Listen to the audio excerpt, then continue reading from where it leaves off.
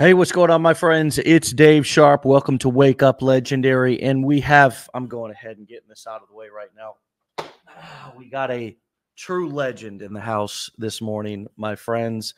His name is Mark Harbert, and he's a dear old friend. Let's see, gotta get that little lint off the old cat. Oh, it's still there. Oh my gosh, it's on that side. Got to be perfect for Mr. Harbert here. Got to be absolutely looking my sharpest. This is a gentleman I've known and tracked for many years. His success speaks for itself. He's not somebody who is looking to build the next billion-dollar brand. He's somebody who has looked to serve clients and his customers in the best way possible, and that has helped him to become a very successful marketer. He lives the old, I think, Zig Ziglar, if you help enough people get what they want, you'll get what you want. He's a living, breathing example and testament of that. We're going to be talking about all things long-term longevity in marketing in the online space. If you want to know how to build a long-term brand and career out of this, not just a quick little cash grab, side hustle, or struggle fest, listen closely to this interview with Mr. Mark Harbert. With that being said, please help me welcome to the digital Wake Up Legendary stage. What up, buddy? How are you? Welcome to the show, what's up, my man? Thanks for having me out, dude. It's always an honor, man. Always an honor. Hey, you know what? We're two seasoned marketers. That's what the headline says. Two seasoned marketers. I guess there is a little seasoning, a little salt and pepper in the beard there. Yeah. You know? Yeah. Is that the seasoning they're talking about? It might be. You know, I think the longer you do this, you know, I mean, I've been doing this since I was my mid-30s. So, you know, I'm 50 now. So, you know, I didn't realize, take us back. Let's jump right in that you were an HVAC tech. You know, I was in construction too before I started this. Yep. What originally got you started in this whole business in the first place? So I was an HVAC technician. I did that for 12, 13 years. And, you know, one of the things that I was really good at it. I used to work on industrial equipment. I had, you know, some very big accounts. I worked in San Diego, and, I loved it, but over time I started to really I got really tired of the office politics, and it didn't matter which company I went to. They were always there. And I just kind of got tired of all of that. And, you know, I got involved in network marketing, which I'd been involved in. And I got reintroduced to the industry in 2007. And the biggest thing I came up against was I got really, really tired of prospecting at the gas stations. You know, my real breakthrough was when I was out to eat with my wife, and we're sitting there, and I've got my, you know, 1-year-old daughter there, and I can't even enjoy dinner because I'm sitting there thinking about how I can get the waitress's phone number to prospect her. And so for me, I was like, I need to learn how to use the internet. So I go online and I search, and I start going down this rabbit hole of making money online. And this is about 2008. And next thing I know, I'm seeing these ads, and I'm clicking, and I'm joining lists. And next thing you know, I'm down the rabbit hole. And I caught the vision of, if I can generate my own leads, if I can generate my own leads and communicate with my leads, I could literally, I just knew I could write my own paycheck. Because I always tell people, nothing will fix your business faster than more leads and better marketing.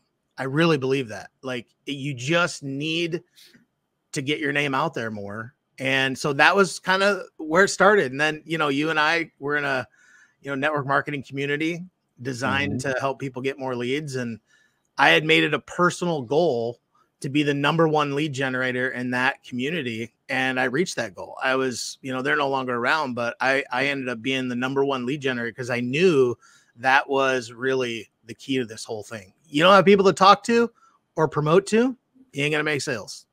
And that was, you know, my philosophy there. So that's kind of how I got started in it. I just wanted out of my job. I was not happy. I went into sales also. just didn't like the corporate politics there. It got even worse. And that's when I really went hardcore on my business. And that was it, man. Here I am. Yeah, we teach the core 4 business models, core 4 ways of selling information online. You've spearheaded the digital courses blueprint here. So if anybody, if you have the blueprints or you have our bundle that you purchased as you went through our challenge and you got all core, of the core 4 business blueprints, you'll see Mark inside of the digital courses blueprint on how to create courses, how to create a course, packaging your information into a course and selling, making it one time, oftentimes even getting paid by your clients to create it. How do you do that? Well, you pre-sell the course. And I remember you talked about that in the course as well. And then you make it one time and you sell it over and over and over again. And since that, you talk about your daughter being, well, she just graduated high school, I believe. She's going to college now. So it tells us how long you've been doing this. You started with affiliate marketing and you then built your career on the core 4 business models that we teach here of packaging and selling information. In all the years that I've known you, and it's been probably 95% of the time you've been in the industry and vice versa. I got in about 2009 or 10. I've never seen you sell a physical product. I've never seen you sell a widget, a gadget, a phone holder, a coffee mug. It's always been doing affiliate marketing and creating courses, coaching, and doing events either live. You came to our event, for example, you were just with us in New Orleans, or virtual events. So a hybrid or combination. Even got my New Orleans t-shirt on. There you go. Beautiful. Love it. Love it. So this is a great example for everybody who's listening of somebody who, I look at you and I think you're amazing. And maybe you look at me and think the same way, at least hopefully. 100%. But the truth is we're ordinary guys. That's the truth. So what's been the key to your longevity? What do you think has separated you from, and the reason why I said you're amazing and I hope you think I'm amazing is because I wanted to prove the point that there's nothing different about us than those of you who are listening in your first year or second year. The difference is we've got 15 years in this business. That's the difference. And we're more experienced. So if you look back and you remember some of the people, and I do too, and many of them are not around anymore, I would say the large majority, of course, are not. And it's always been similar statistics.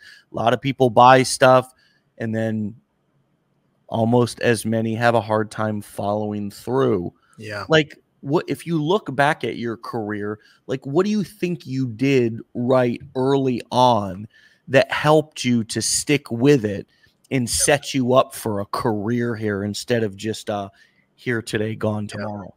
So if I had to break it down to the one thing, it's literally right above my head here. And it really comes down to being ultra persistent. One of the things that, in my life growing up, I was very much into sports. I love sports. I grew up playing baseball, football, wrestling. I got very much into BMX freestyle in the mid 80s. And when you're doing sports, I think everybody can agree in order to get good at something, you have to do it over and over and over and over and over again. And I got really good too at BMX. And I posted something the other day and I actually had somebody comment and say, man, you must have spent a lot of time doing that. I'm like, dude, it was our passion. We spent 4, 5, 6, 8 hours a day doing this because we wanted to be good. And that was really what it came down to. Like, I look at that as pre-training to what I do now.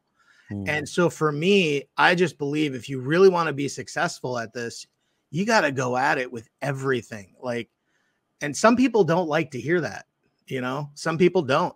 But I do know that for me, I just had a burning desire to live life on my terms. That was it. I hated having to ask somebody to go on a vacation. To me, that was like, I didn't want that. I didn't want my wife to have to make that decision. You know, I didn't like leaving my daughter at a daycare all day from 8 in the morning till 6 at night. And then we pick her up, we see her for an hour or two before she goes to bed. And that's it. That was, that's me. I'm not saying working a job is bad at all. I'm not down on that. But for me, that wasn't what I wanted. And so I found that in entrepreneurship, I caught the bug and I went hard.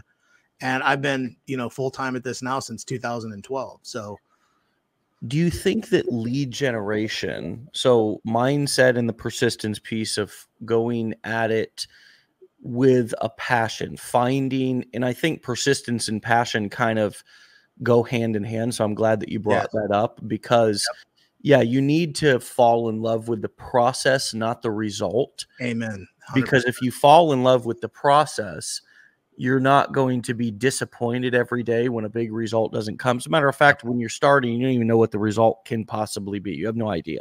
Yep.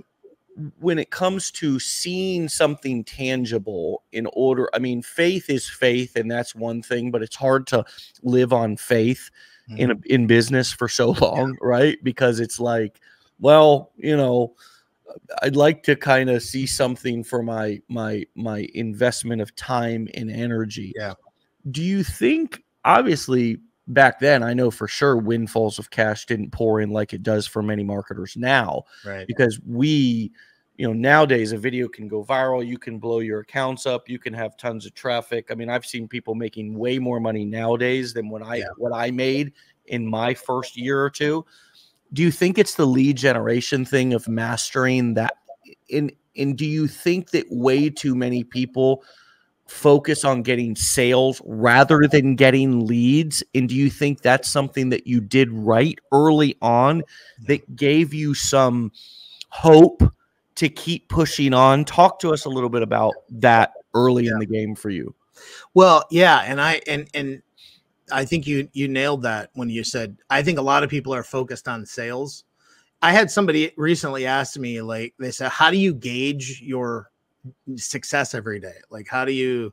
Good question. Yeah. And I said, I gauge it not by the amount of subscribers I get, not by the amount of followers, but the amount of leads that opt in to my email list.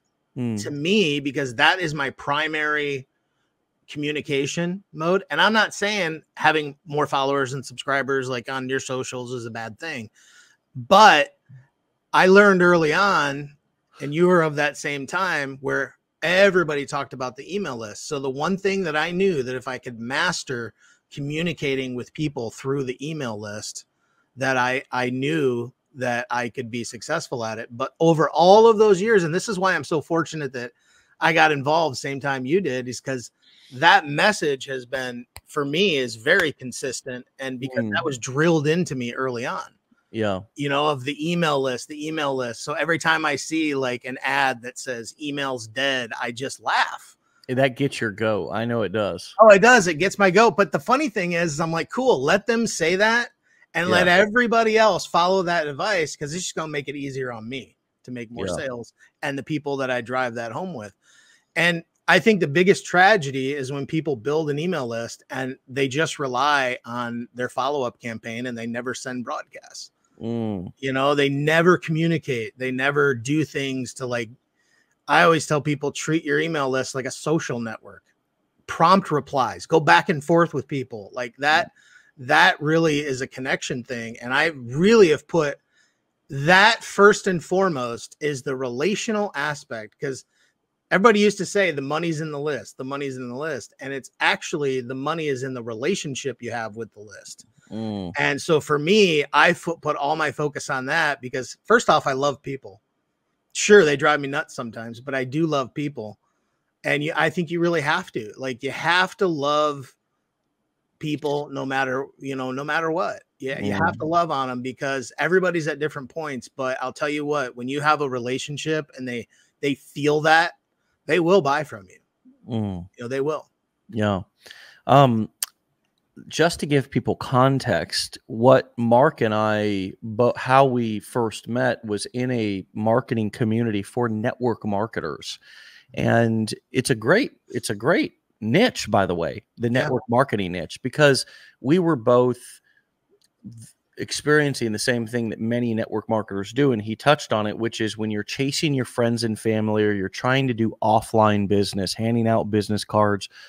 I mean, whether you're prospect, that's a hilarious story about prospecting the waitress for her number, right? And it's just to it's just to try to get her in your business, right? That was it's you know, you're with your wife, right? And you're thinking about like, here I am trying to get another woman's number with my right. It's hilarious. It's what an ironic tragedy, you know, like you get into business for freedom and now you're out with your wife trying to get another girl's number to get her into your business, to prospect her for business. Men, women, didn't matter. Anybody within 3 feet were prospecting. And so Mark and I both found ourselves on the internet around 2008, 9, 10, looking for like ways, like there's got to be a better way. You know, there's got to be a better way. There's got to be a better way to market ourselves, to get customers. And we had no idea. And he's right. All the rave back then was about build the email list, generate leads. More leads equals more sales, more success in your business. And it was all about leads. And I think that you're right. Hammering that home was a huge benefit and gift to me as well. The other thing is realizing simultaneously I was being introduced to the selling of information, the affiliate marketing world, because this community that we were a part of allowed us to sell training to other network marketers about how to generate leads in their business and how to develop marketing skills for their network marketing business and generate multiple streams of traffic and multiple streams of income. And so simultaneously, I was learning those marketing skills. I was also learning how to do affiliate marketing, and then eventually package my own marketing skills into courses and so forth. And so, you know, both of us really kind of grew out of that into kind of having our own brands and starting our own companies. And of course, one of the things that I see, and I want to ask you about this, because to this day, I know you promote some of the things